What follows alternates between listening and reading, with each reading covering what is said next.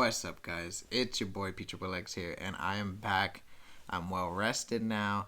I'm back from Yuma Regionals, and your boy did not make top 8, but he actually got 9th place. I was the only player that had a 1 loss and 1 tie record that didn't make top cut. That is another unfortunate circumstance that I could not control unless I didn't receive that game loss. So if you guys don't know anything about that, please check out my vlog that I have for Yuma Regionals, and you can understand my experience from there. So should have won the event 100%. Honestly, my 1 tie was controllable. I should have just 2-0'd the player, and in my game 2 I actually made 2 misplays that he capitalized on, and it's on me. But my loss, 100%, like 120%, was uncontrollable. And it wasn't even variance. Anyways, whatever. If you guys want to understand it more, like I said, go check out my blog for Yuma Regionals. I had a lot of fun, saw a lot of people, got a lot of experiences, and I felt really, really, really confident with this deck. So please enjoy this deck profile, and please remember to like, comment, subscribe, and let's get to it. Alright, guys. So, like I said, I played FIENDSMITH RYZEAL. I really enjoyed this deck. I have it at 42 cards. I am sorry I don't have my pink sleeves, and it's because I don't trust those sleeves for a big event like that. I trust that people will shuffle and break the sleeves, whereas the sleeves that I'm using right now are Dragon Shield Whites. So, I trust that however people shuffle, they won't break them. So, anyways, 42 cards, FIENDSMITH RYZEAL. A lot of it's going to be pretty standard, so I'm just going to go straight through it really quick. We got the 3 eyes, 3 X'd, 2 sword, 1 node, 3 bonfire, 1 cross.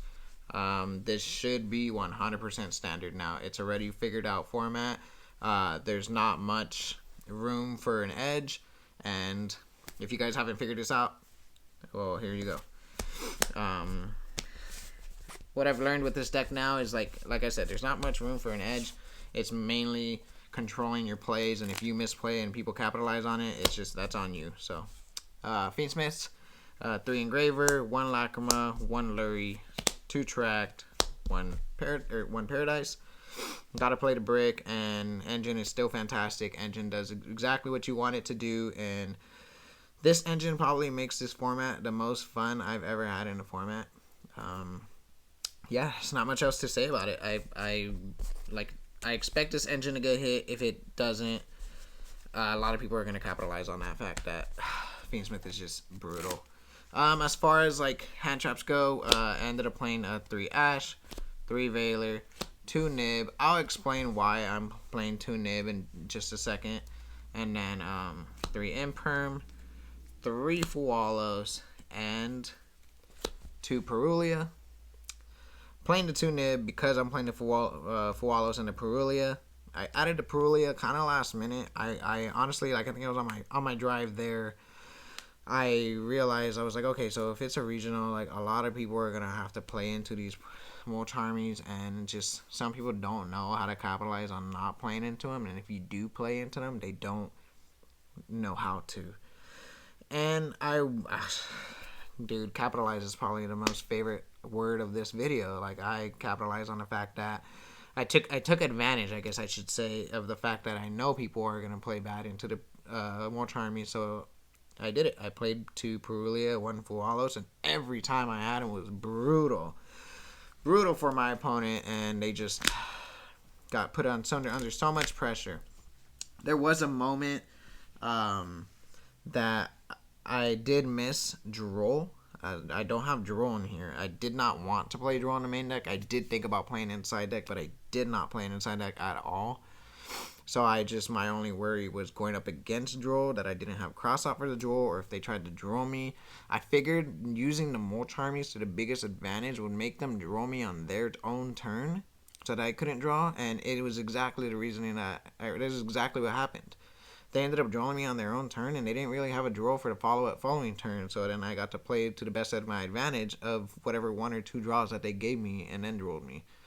So that actually happened to one of my opponents. He ended up drawing me 3 cards in, and yeah, had just capitalized on that fact that he couldn't add any more cards, so he had to make like a pretty vulnerable board, and then I went from there.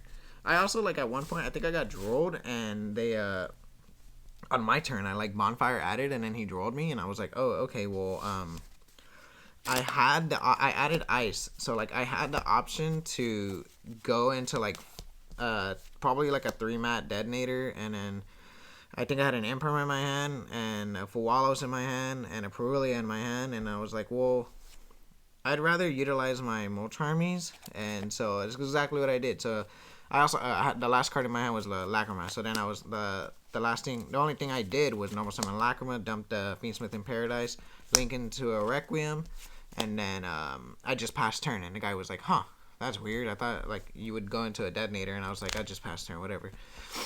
He goes, and he ends up normal summoning ice, and then I chain he activates ice, I chain Requiem, and then I chain Fuwalos and Perulia, and he was like, oh lord. Yeah, I ended up winning that game too, so that was pretty sick. Anyways, so that's not it for the hand traps. I guess I consider these hand traps as well. So I did play the 2 Jerusalem and 1 Magnamut. The reason why I played double Jerusalem, because I usually play 1 Jerusalem and 1 Magnamut, but like I said, last minute with the 2 Perulias, I ended up adding in a Jerusalem as well, because I figured a lot of people would be on Blue Eyes, but nobody was on Blue Eyes. Like, speaking of Blue Eyes, look at this. Like, nobody was on Blue Eyes. They ended up, well, actually, some people were in Blue Eyes. I think there was like 2 Blue Eyes up in the top tables, but like, they ended up getting knocked out. But nobody was on Blue Eyes, and I wanted to Bistio their Maidens and Bistio the Primates and stuff like that, but like, I never played against it. I ended up like realizing that most of the tournament was covered by Malice, and so a lot of the times I kept citing these out because these are just bad against Malice. They're like 100% not useful. You end up wanting to banish your own cards and just use that as an extender, and you don't really want to do that in this deck, so cited them out for my citing patterns, and it just worked out that way. I think, honestly, I used these like once in a couple matches, and that was it. Like, it wasn't even beneficial, but I can't say you can't play them because they're good. Last 2 cards, Double Talent. I thought about playing the triple, but I thought it was going to be too much, especially since I'm playing the Molcharmies. Double Talents was just enough for me, and every time I resolved it, it was broken. That's it for the main deck. I'm just going to go into the side deck before I get into the extra. Actually, no, I'll get into the extra deck first. Alright, tokens and the usuals. Let's go. Double Detonator, 1 Dual Drive, 1 Eclipse. You don't need the second one. Thank you, Lucas Sacco, for even suggesting it. 1 Meteor Logic. And the other XYZs, we got 1 Dweller, 1 Exciton. I did decide to play the Exciton still because I don't have the second Requiem. And I found myself utilizing the Exciton a lot, especially at a regional level. You guys got to understand, like, there's a difference between how you create your deck at a regional level and then how you create it for YCS. So at this regional level, I feel like I could utilize the Exciton a lot more because every time I summoned it, a lot of people were scared that I was actually going to use the Exciton's effect. At a couple of points I did want to, and right away they would just like implement, and so it would just like bait a lot of cards. So yeah, anyways, Requiem, Moon, Sequence, Hagdumde, Desiree, Nekoquip, High King, and Chaos Angel. High King I think I made once throughout the whole tournament. I think my favorite combo was ending on the Desiree, Detonator, Dual Drive, and Cross, and like, dude, I don't know, I was just playing broken yesterday. Chaos Angel was broken. I won a couple matches by just making this with a light and dark, and nobody could out it, so that was nice. That's it for the extra deck, and then for the side deck, this is pretty standard. I hope everybody's playing this. If you're not, you're bad. I'm sorry, just calling you out. But Artifact Lancey is the most broken card in the format right now because of Malice. It just shuts them down, and you just need an easy out, pretty much. On top of that, for Malice, I'm playing the Meows. Every time I resolved a Meow, it was actually broken. I think I got like 3 jaws every time I got the Meow out. Played the 1 Call by the Grave. I did not want to main deck it because I feel like it's going first card, and if I'm going to be playing Call by the Grave, I might as well be playing my crossouts, and so when I do my sighting patterns, I do the Call by the Grave with the crossouts at the same time. As far as the last cards, I did play 2 Metaltronus. I got 2 other cards as well, so 2 Metaltronus and 1 OT Slayer. I chose to do this in terms of my sighting patterns as well, also because I wanted these for crossout targets, especially when people play against me. Going when I'm going first, and they're citing for going second, and they want to use these against me. So I'd rather like have them. They're also good like going second, like offensively. Like if I draw this in my hand, my one of for my with my crossout or something, it does suck if they have Metatronus. But when I set it and I use it offensively against my opponent, like it's broken. It's weird. Like it's an extender too, so it's nuts. As far as OT Slayer goes, I did cross out it once. It was nice. And then as I actually did use it against my opponents too.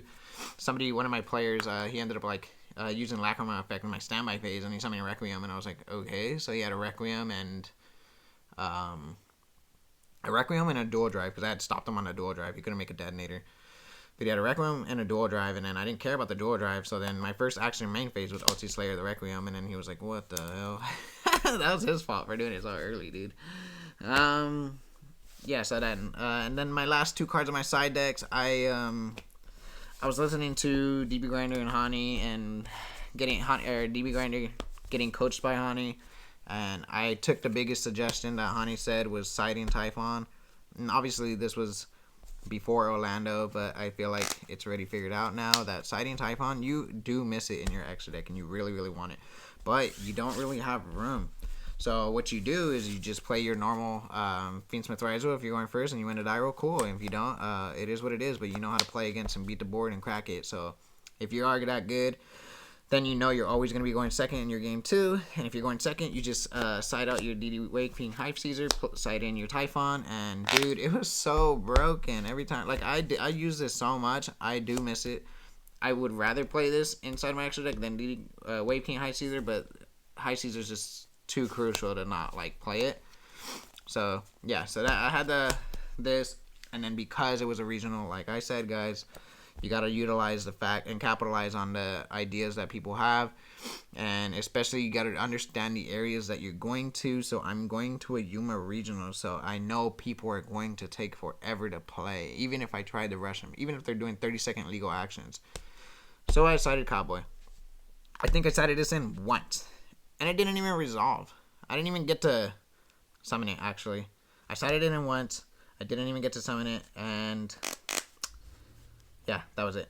I actually played pretty consistently. I played pretty quick. I made my opponents play pretty quick, and the only time I got into a tie was that one game 2 that I ended up doing my 2 misplays, and then I lost because of it. So then I went into game 3, and then that's when we had I was going into it with 3 minutes left, so I sided into Cowboy, and he had the hand traps enough to stop me to even getting to my first XYZ. So yeah, that's it for the deck profile. I appreciate you guys watching. I hope you guys enjoyed this, and hope you guys enjoyed the vlog. Please check it out. If you guys didn't already, then go for it. Check out my videos, and you can catch me there. So thank you guys for watching. Please remember to like, comment, and subscribe, and I'll see you guys next time.